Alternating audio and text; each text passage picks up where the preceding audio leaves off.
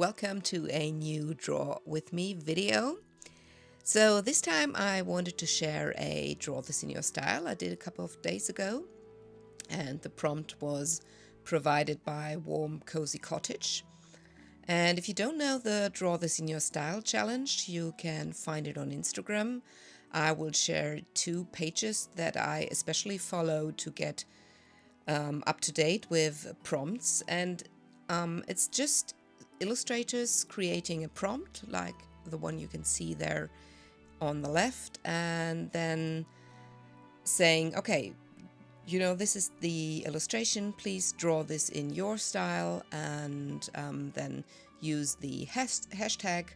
Like this hashtag, for instance, is folk tales, draw this in your style. And yes, always, sometimes it makes sense, or most of the time it makes sense, to also tag the person, because with Instagram and all these new algorithm updates, it's kind of difficult to find people or the other illustrations via hashtag. So when I created a Draw This in Your Style, I also had the people tag me then in their images. Yes, and the minute I saw this one, I really wanted to do it. I love the cuteness of it, this kind of Chinese feeling it has with the lantern and the little butterflies. And I think I stayed quite close to the original when it comes to the posture and the hairstyle and the lantern, etc. Sometimes I use these Draw This in Your Style challenges and completely switch up the positioning of the character, but this time I really didn't want to do that because I thought that it looked so well balanced and cute. Yes, as I recently shared in a video, I always use a real pencil to do the line work, or the sketch and then the line work. And I did that here as well. I think I'm working with an B or HB pencil here to get down the line work for the illustration. And I started out with the head and then went from there. And I think in this case, that really depends on my mood of the day. Mood is not really the right word, but sometimes I can get a sketch down very quickly and I'm very pleased with it right away, and it works out. And this was one of these times where I didn't have to change a lot. Other days you can see me, doing half of the illustration and then using an eraser and having to redraw it all again. But that was not the case here. Yes, so here you can see me drawing on the hair. And one thing I switched up was the eyes, because I'm really still trying to find my kind of signature eyes, and I think they're quite close to what I'm doing here. Yes, but I wanted her to have open eyes. But I think for the nose is a bit different as well. It's the way I draw a nose. And the hair is maybe a bit more curly. But all in all, I feel it's kind of the same hairstyle there as in the original. Now, this account, Warm Cozy Cottage, does a lot of Draw This in Your Styles, and she's also a very lovely brush maker. So I highly recommend to check out her brushes and her Instagram, so her artwork.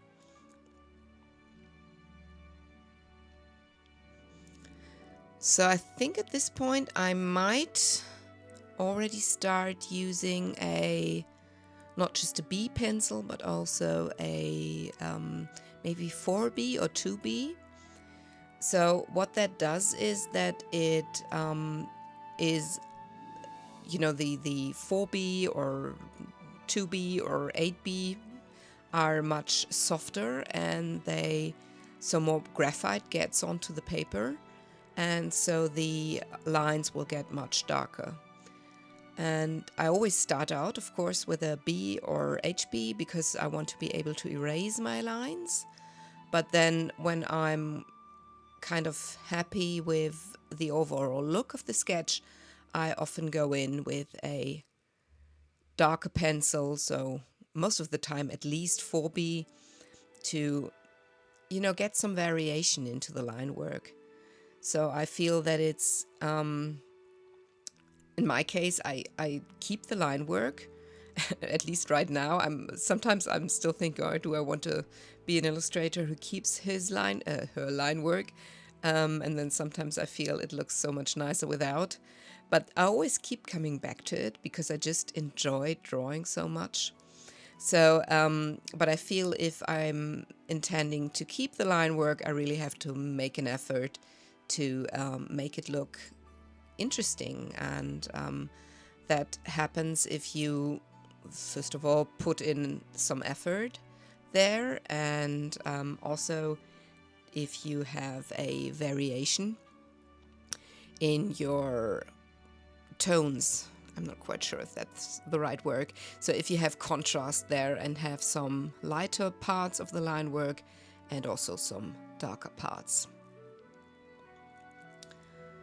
The pen you can see me using from time to time. This black one is actually not a pen, it's an eraser.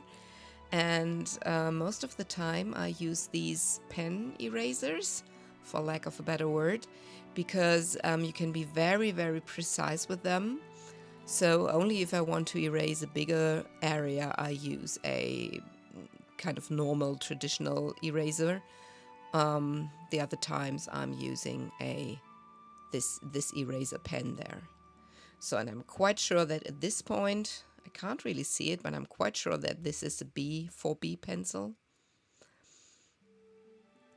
Or I'm pressing down very hard, that might also be, but I think I'm using a softer pencil there.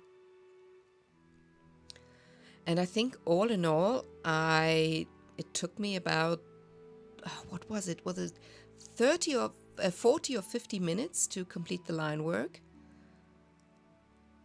So this, of course, could have been done much quicker, but first of all, I just enjoy doing it. And then I feel that adding tiny details here and there and going back over the parts you already did always pays out in the end, if you don't overdo it, that is. So now when I will be done with the line work, I will be scanning it in at 600 DPI. And then sometimes I remove the background, so the white that is in this case, and sometimes I don't. And I think in this case I didn't remove it. I just set the the scanned in layer to linear burn. And if you do that, you can paint under it, so you don't really have to remove the line work. And what I also tend to do most of the times is to play with the curves, and I try to make it a bit more reddish or brownish because I always like it if my line work looks a bit warmer. So as for the brushes I used, to put down the base color, I used a wonderful brush by Woolly Pronto. I think she's called Eddie. I will link it down below. It's the Mess Maker brush set. And the brush also has a name like that, messy, painterly brush, I'm not quite sure. But if you look at the blue down there in the kimono, is it a kimono? I don't know the word for that. Then you can see some of the individual brush strokes there, and this is what I like so much. If a Procreate brush really does look a bit more like real paint. Yes, I obviously used different colors than the ones in the original illustration. I really liked the colors she used, but I'm just a blue lover. I've got a lot of blue clothes myself, and it's just a color I gravitate towards.